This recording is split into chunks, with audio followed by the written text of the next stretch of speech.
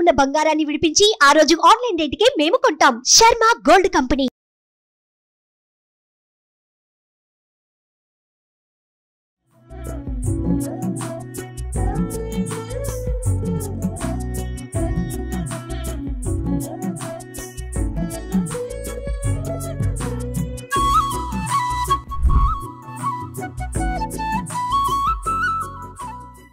నమస్కారం, నేను మీ జాహ్నవి. వారాహి నవరాత్రులు ఈ ప్రత్యేక కార్యక్రమంలో వారాహి నవరాత్రులు మనం ఇంట్లో చేసుకోవాల్సిన సింపుల్ విధి విధానాలని మనకి డీటెయిల్ గా చూపిస్తూ ఎక్స్ప్లెయిన్ చేయడం కోసం అంతా ఉన్నారు ప్రముఖ జ్యోతిష్య వాస్తు పండితులు, జ్యోతిష్య వాస్తు శిక్షణ నిపుణులు, లలిత ఉపాసకులు బ్రహ్మశ్రీ నానాజీ పట్నాయక్ గురువు గారు. మాట్లాడేద్దాం. నమస్కారం గురువు గారు. శ్రీమాత్రే నమః.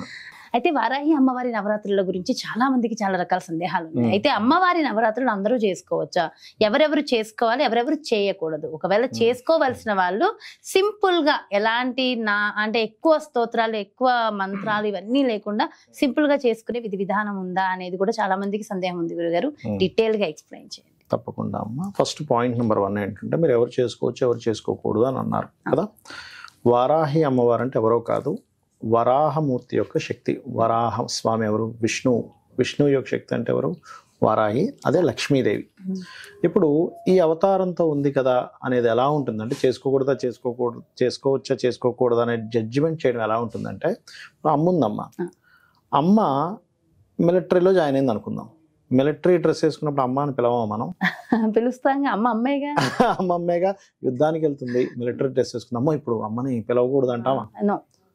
అమ్మ ఎప్పుడైనా మిలిటరీ డ్రెస్ వేసుకున్నా, పోలీస్ డ్రెస్ వేసుకున్నా, డాక్టర్ డ్రెస్ వేసుకున్నా అమ్మే. సీఎం అయినా పిఎం అయినా అంతే. అలాగే ఆ లక్ష్మీ అమ్మవారు వరాహ అవతారంలో ఉంది ఇక్కడ.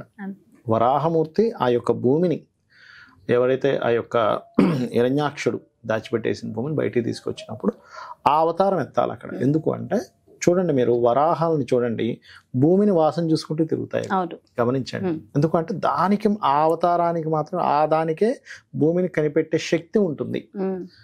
అందుకని మరి ఆ శక్తి ఈ రూపంలో రావాలిగా. అయితే ఇక్కడ ఏంటంటే ఇది మరి ఎందుకు అందరూ చేయకూడదు అంటారు? ఎందుకు అంటే శక్తి దేవత ఆరాధన ఎప్పుడు కూడా పూర్వం మన వాళ్ళు ఆ వ్యక్తికి ఓపిక కామక్రోధాలు జయించిన వ్యక్తిగా ఇచ్చేవారు. లేని పక్షంలో ఏమవుతుందంటే ఈ వ్యక్తి అనవసరంగా కోపద్వేషాలు కనుక వెళ్ళినట్లయితే అది అతనికి మంచిది కాదు, అతనితో గొడవ పెట్టుకున్న వాళ్ళకి మంచిది కాదు, ఇద్దరికీ నష్టం అని చెప్పని అలా ఓపిక ఉన్న వాళ్ళకి ఇచ్చేవారు. అయితే అది ఎంత గురువుల లెవెల్లో బీజాక్షరాలు చేసే వాళ్ళకి, నార్మల్గా స్తోత్రాలు చదువుకోవడానికి పెద్ద ఇబ్బంది ఉండదు, స్తోత్రం చేసుకోవడానికి, నమస్కారం చేసుకోవడానికి. అయితే ఇది 9 రోజులు నిత్య పూజ ఉంటుంది. కానీ మనకి ఆ 9 రోజులు స్పెసిఫిక్గా ఉండే నక్షత్రాన్ని బట్టి కొన్ని నైవేద్యాలది మార్చుకోవడము, కొన్ని పుష్పాలతో చేయడము, ఇట్లాంటివి కొన్ని మార్పులు చేసుకున్నప్పుడు మాత్రం దాని రిజల్ట్ ఇంకొంచెం ఎక్కువగా వస్తుంది. ఎందుకంటే అమ్మవారిని కనుక మీరు చూసినట్లయితే చేతిలో రోకలి, ఒక చేతిలో రోకలి, ఒక చేతిలో నాగలి ఉంటుంది. అంటే ఏమిటి? మాతృస్వరూపం. సప్త మాతృకల్లో ఒక మాతృక, 5వ మాతృక అమ్మవారు. కాబట్టి ఏంటి, ఈ లలిత అమ్మవారే సప్తమాతృకులుగా అవతారం వచ్చింది, అందులో 5వ మాతృకులుగా వారాహి అమ్మవారు. అంటే ఏంటి? దున్నడము, మరలా దాని దంచి ఆ అన్నాన్ని ఇవ్వడం, అంటే మాతృస్వరూపం అమ్మవారు. అదేవిధంగా భూ వివాదాలు మరియు అనేకమైనటువంటి గొడవలు ఇంకా చాలా ఉంటాయిలేండి, ఒక్కొక్కటి చెప్తూ ఉంటాను నేను. ఆ రకంగా అన్ని రకాలుగా అమ్మవారు కాపాడుతుంది మనల్ని. ఓకే. అయితే 9 రోజులు మనం జరుపుకుంటూ ఉంటాం కదా. 9 రోజుల్లో ఏ రోజున ఏ విధంగా జరుపుకుంటే అమ్మవారి అనుగ్రహం పొందగలమంటారు?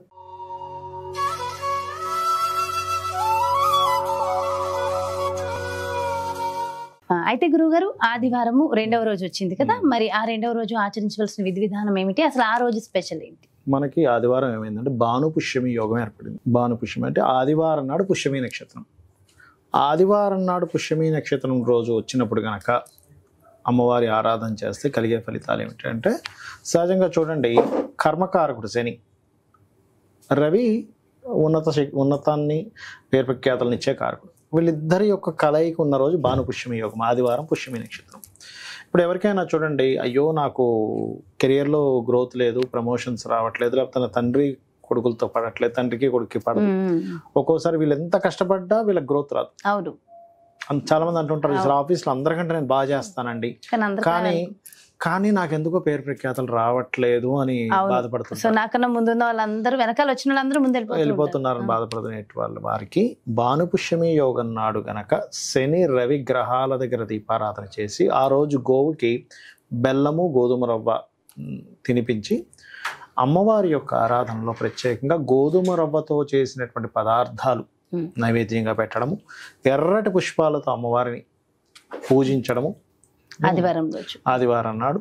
అదేవిధంగా సూర్య భగవాను చూస్తూ కూడా కొన్ని నామాలు చదివినట్లయితే అమ్మవారికి సంబంధించినవి ఖచ్చితంగా బాగుంటుంది. చాలా అంటే ముఖ్యంగా నిందలు పడడము అండ్ గ్రోత్ లో వెనకబడిపోయాను అన్న వాళ్ళకి అనుకునేటువంటి వారికి ఇది చాలా బ్రహ్మాండంగా పనిచేస్తుంది. అదే విధంగా ఆరోగ్య సమస్యలను కూడా తీరుస్తుంది భానుపుష్యమి యోగం చేసినట్లయితే. ఇక్కడ ఏంటంటే కర్మని తగ్గించేటువంటి యోగం ఎక్కువగా ఉంటుంది భానుపుష్యమి యోగం రోజు చేసినట్లయితే. ఇది పర్టికులర్గా ఏంటంటే సంతాన ప్రాప్తి లేదు, సంతానం లేదనుకోండి, ఈ భానుపుష్యమి యోగం రోజు సంకల్పం అమ్మవారికి, అమ్మ నాకు సంతానం కలగట్లేదు, లేదా లేట్ సంతానం ఉంటుంది, కొంతమందికి సంతానం ఉంటుంది కానీ చాలా లేట్ అయ్యే యోగాలు ఉంటాయి, డాక్టర్స్ చెక్ చేస్తే ఏమీ లేదంటూ ఉంటారు. ఈ భానుపుష్యమి యోగం వచ్చిన రోజు కనుక వారాహి అమ్మవారి పూజ చేస్తే ఆ దోషం అనేటువంటిది పోతుంది. అలాగే ఒక్కొక్కసారి ఏమవుతుందంటే వీళ్ళు ఎంత బాగున్నా అధికారులతో గొడవలు ఉంటాయి, సొంత పిల్లలతో గొడవలు ఉంటాయి. ఎందుకంటే శని రవి అంటే తండ్రి కొడుకులు.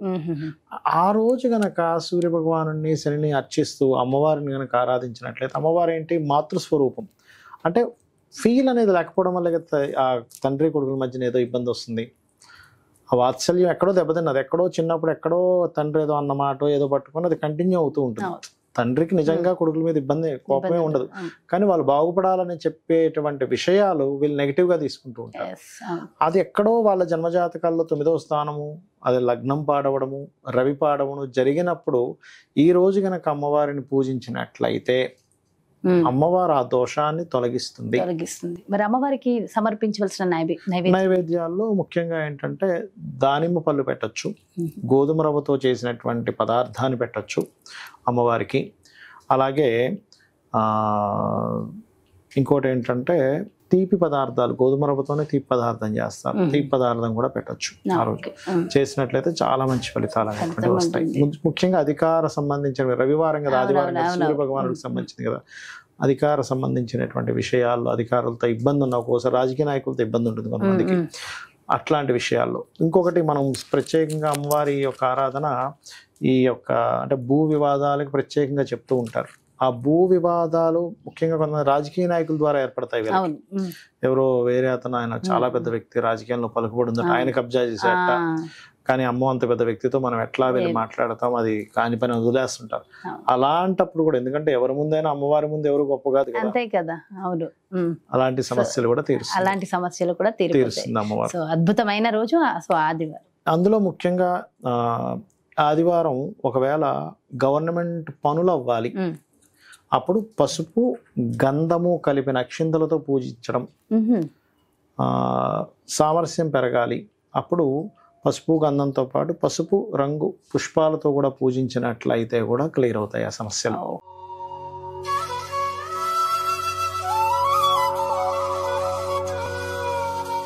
గురుగారు, మరి 3వ రోజు సోమవారం వచ్చింది కదా, సోమవారం ఆ రోజు విశిష్టత ఏమిటి, మరి ఆ రోజు అమ్మవారిని ఏ విధంగా పూజించాలి? సోమవారం రోజు ఏంటంటే పుష్యమి ఆశ్లేష నక్షత్రాలు కొంత కలయిక ఉంది ఆ రోజు, మరియు దాంతోపాటు సోమవారం ఏర్పడింది. ఆ రోజు తెల్లటి పుష్పాలతో గనక అమ్మవారిని ఆరాధించడం చేసినట్లయితే మానసిక రుగ్మతలు ఉంటాయి కొంతమందికి, అంటే చిన్న చిన్న విషయాలకే మనం బాధపడిపోతూ ఉంటాం, లోన్లీ ఫీల్ అయిపోతూ ఉంటారు, అమ్మో ఏదో అయిపోతుందని గాబరా పడుతూ ఉంటారు. అటువంటి దోషములు తొలగిస్తుంది అమ్మవారు. మానసికంగా కృంగిపోతూ ఉండేటువంటి వారికి చేయడం. అదే విధంగా ప్రత్యేకంగా ఆ రోజు అంటే సోమవారం నాడు చేసేటువంటి పూజ చేసిన తర్వాత పెరుగన్నాన్ని నైవేద్యము, అదే విధంగా పాయసం నైవేద్యం పెట్టచ్చు, దద్దోజనం కూడా పెట్టచ్చు కావాలంటే. ఈ మూడిట్లో ఏదైనా సరే నైవేద్యం పెట్టి, అయితే ఇది కంపల్సరీ అని కాదు, ప్రత్యేకంగా ఆ ఇబ్బంది ఉన్న వాళ్ళ గురించి చెప్తున్నాను నేను. మానసిక ఇబ్బందులు ఎక్కువ ఉన్నాయండి, చేయొచ్చు. అదేవిధంగా ఆ రోజు ప్రత్యేకంగా కుంకుమ పసుపుతో అమ్మవారి యొక్క నెలవంకకి పూజ చేసినట్లయితే, అమ్మవారికి నెలవంకలా పూజ చేసినట్లయితే మరింత మంచి ఫలితాలు వస్తాయి. ఓకే, సో మానసికంగా చింతన ఉండేటువంటి వారికి ఆ యొక్క క్లారిటీ అనేటువంటిది వస్తుంది. మరియు ఇంకొంతమందికి సంతానం విషయంలో మాటిమాటికి ఫెయిల్ అయిపోతుంటుంది, అంటే గర్భం దాలుస్తారు, ఫెయిల్ అయిపోతుంది. అలాంటప్పుడు అమ్మవారి యొక్క ఉదర భాగం దగ్గర కనుక పసుపుతో పూజ చేసినట్లయితే కూడా ఆ యొక్క ప్రాప్తిని అమ్మవారు ఇస్తుంది. మరియు మోసపోతుంటారు ప్రతి ఒక్కరు, కొన్నిసార్లు వ్యాపారంలో కావచ్చు, బంధువర్గంలో కావచ్చు, నిందల పడ్డము, మోసపడాలు జరుగుతుంటాయి. ఈ రోజు కనుక తెల్లటి పుష్పాలతో పూజించడము, అమ్మవారికి తెల్లటి మాలని సమర్పించడము, పెరుగన్నాన్ని ఎక్కువగా నైవేద్యం పెట్టి వాటిని అందరికీ పంచడం చేయడం వల్ల కూడా మనకి మోసపోయేటువంటివి తగ్గుతాయి. అదేవిధంగా కొన్ని మూమెంట్ ఉంటుంది, అంటే అట్లాగా ఇక్కడ నుంచి షిఫ్ట్ అవ్వాలి, ప్రమోషన్స్ లేదా ట్రాన్స్ఫర్ అవ్వాలి, ట్రాన్స్ఫర్ అవ్వట్లేదని ఎప్పటి నుంచో ఇబ్బంది పడుతుంటారు. అటువంటి వారు కూడా ఈ రోజు తెల్లటి పుష్పాలతో చేయడం ద్వారా ఇబ్బంది అనేది తగ్గుతుంది. అండ్ ఇంకోటి ఏంటంటే కొంతమందికి హెల్త్ ఇష్యూస్లో బ్రీతింగ్ రిలేటెడ్ ఇష్యూస్ ఉంటాయి కొంతమందికి. ఇప్పుడు ఈ చలికాలం వచ్చిందనుకోండి, వాళ్ళకి ఇంకా ఎక్కువైపోతుంది, దగ్గు, కాఫ్ ఇవి ఎక్కువ అవుతూ ఉంటాయి. అటువంటి వాటికి కూడా బ్రహ్మాండంగా పనిచేస్తుంది. తల్లితో ఏదైనా విభేదాలు లేదా అత్తగారితో గొడవలు ఉన్నాయి, కొంతమంది చూడండి అత్తగారితో ఎక్కువ గొడవలు ఉంటుంది, లేకపోతే ఆడపడుచుతో గొడవ ఉంటుంది, అంటే మనస్పర్ధలు ఉంటూ ఉంటాయి. చంద్రుడు మనసుకు కారకుడు కదా. అటువంటి ఉంటే కూడా ఏంటంటే ఇక్కడ మనం పూజ చేసేటప్పుడు అమ్మవారికి చెప్పుకోవాలమ్మా నాకు ఈ ప్రాబ్లం ఉంది. అయితే ఇక్కడ ఏంటంటే మీరు అధర్మంగా ఉండి వాళ్ళ మీద ఏదో నెపం పెట్టేసి అమ్మవారికి పూజిస్తే అమ్మవారికి అన్నీ తెలుసు. అమ్మవారి పేర్లలో వార్తాని అంటారు. అంటే వార్తాని అంటే ఏమిటంటే అమ్మవారి ప్రతిదీ తెలుసట, తెలిసిన ప్రతిదీ లలిత అమ్మవారికి అందిస్తుంటారు. అమ్మవారు వార్తలు అందిస్తుంటారు, వార్తాని అంటారు. అందుకని మీరేదో అమ్మవారికి తెలియదులే, నేను ఏదో కోరేసుకుంటూ అవుతుందంటే కాదు. మీరు ధర్మంగా మీరు మాత్రం కరెక్ట్ గా ఉండి అవతల వాళ్ళు మిమ్మల్ని మనసు ఇబ్బంది పెడుతున్నారు, మానసికంగా ఇబ్బంది పెడుతున్నారు, మీరు ఒక దగ్గర మూమెంట్ కదులుదామంటే కదలనివ్వట్లేదు, మీకు ఒక ట్రాన్స్ఫర్ రావాలంటే రానివ్వలేకపోతున్నారు, ఆడపడుచులతో ఇబ్బంది ఉంది, అత్తగారితో ఇబ్బంది ఉంది, ప్రయాణాల్లో ఎక్కువ ఇబ్బంది పడుతున్నారు, మానసికంగా ఎక్కువ ఇబ్బంది పడుతున్నారు అన్నప్పుడు అమ్మవారికి తెలుస్తుంది మీ కోరిక చేసినట్లయితే ఆ యొక్క ఇబ్బందులు అనేవి పూర్తిగా తగ్గుతాయి. చాలా చాలా చాలా సంతోషం గురువు గారు, డీటెయిల్ గా ఎక్స్ప్లెయిన్ చేశారు. Thank you so much. శ్రీమాత్రే నమః. సో చూసారు కదండి, మరి 3వ రోజు సోమవారము అమ్మవారికి ఏ విధంగా పూజ చేయాలి, ఎలాంటి కోరికలు నెరవేరుతాయి, ఎలాంటి నైవేద్యాన్ని సమర్పించాలి, సో చాలా డీటెయిల్ గా ఎక్స్ప్లెయిన్ చేశారు కదా గురువు గారు. మరో ప్రత్యేకమైన కార్యక్రమంతో మళ్ళీ మీ ముందుకు వచ్చేస్తాను. నమస్కారం. సుమన్ టీవీలో మీ పర్సనల్ అండ్ బిజినెస్ ప్రమోషన్స్ కోసం కింది నెంబర్కి కాంటాక్ట్ చేయండి.